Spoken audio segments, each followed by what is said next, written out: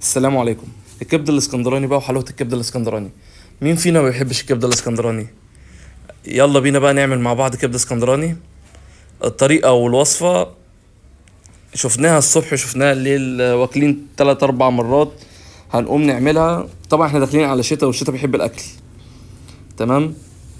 دي كبده اسكندراني وصفه سهله جدا. 10 دقايق نبقى مخلصين واكلين والدنيا كلها تمام. بس قمه الروعه.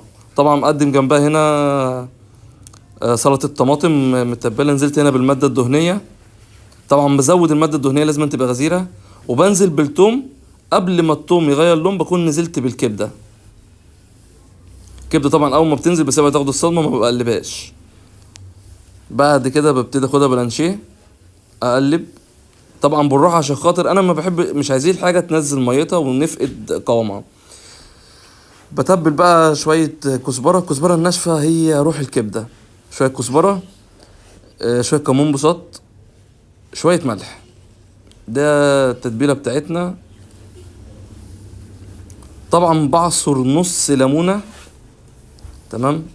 طبعا زي ما حضراتكم شايفين كده، ده شو كده بن... كنا بنهزر مع المصور.